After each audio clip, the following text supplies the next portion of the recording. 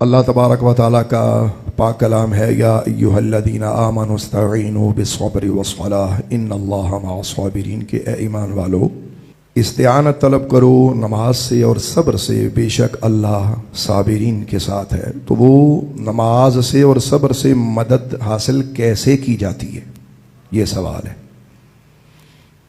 کہ کس طرح نماز سے اور صبر سے مدد مانگے، چونکہ یہ اللہ کا آرڈر ہے، اللہ کا حکم ہے۔ اس کا مطلب یہ ہے کہ یہ مفاد عامہ میں بات ہے جس کو سمجھنا ہر مسلمان پر لازم ہے، تو میں نے ضروری سمجھا کہ اس چیز کو آپ تک پہنچاؤں۔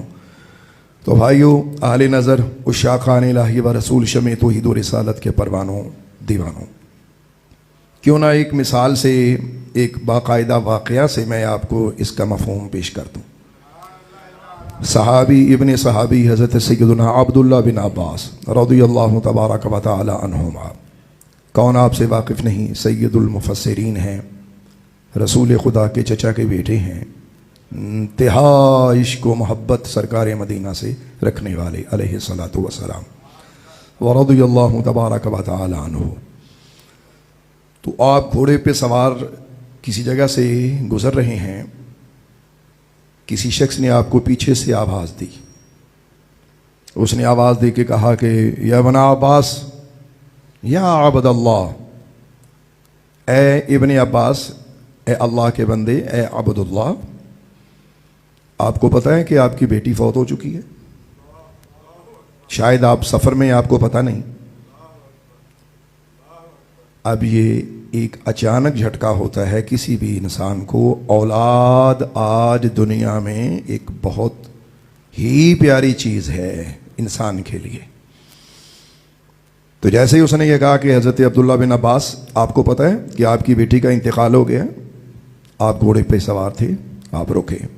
جو پہلا لفظ صحابی رسول کے منہ سے نکلا وہ نکلا انا للہ و انا الیہ راجعون، یہ فرمایا، اور اس کے بعد آپ نے دو جملے فرمائے، وہ دو جملے قابل سماعت ہیں۔ آپ نے فرمایا کہ میری بیٹی چونکہ ایک عورت تھی تو وہ اللہ کے حضور چلی گئی، اللہ نے اسے بلایا، وہ اللہ کے پاس چلی گئی، نمبر ایک۔ نمبر دو، دوسرا یہ کہ میں چونکہ بیٹی کا باپ ہوں تو باپوں پر بیٹیوں کی ذمہ داریاں ہوتی ہیں، اللہ نے یہ میری ذمہ داری ختم کر دی۔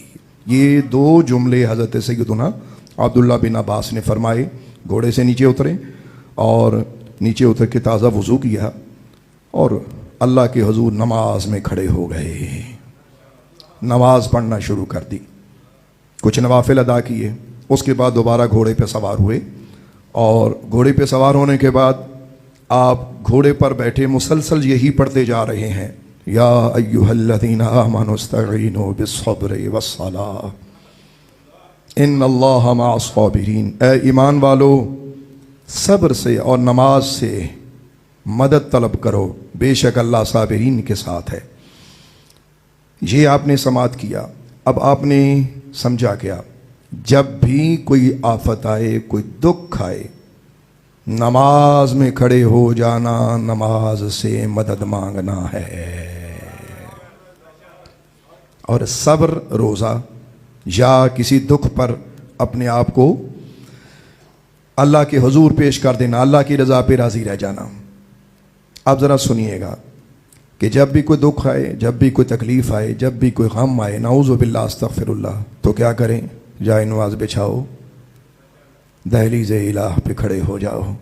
اللہ دکھوں کو مٹانے والا، وہ دلوں کو چین اور سکون دینے والا، سوائے خدائے وحدہ لا شریک کے کوئی ایسا نہیں جو دلوں کے روگ مٹائے۔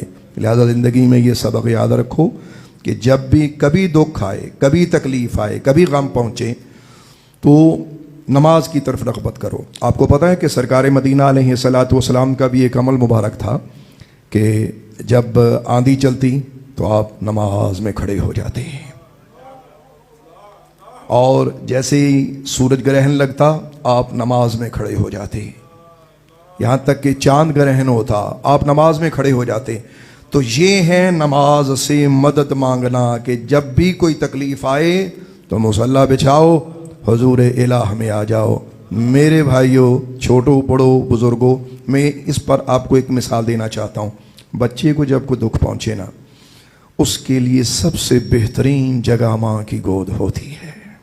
सबसे बेहतरीन जगह माँ की गोद होती, आगोश वालिदा, माँ की गोद होती है, माँ की आगोश होती है। तो बिला मिसाल, बिला तशबीह, बिला तमसील, आप यूँ समझिए कि जो शख्स अल्लाह के हुजूर खड़ा हो जाता है वो ऐसे ही है जैसे रहमत इलाही ने उसे अपनी गोद में ले लिया। हर दुख मिट जाता है। माँ की गोद में कोई दुख रहता है? नहीं रहता ना। दुख हों भी तो मिट जाते हैं। 2-4 आंसू माँ के सीने के साथ लग के बहाए, हर गम ख़त्म, हर दुख ख़त्म।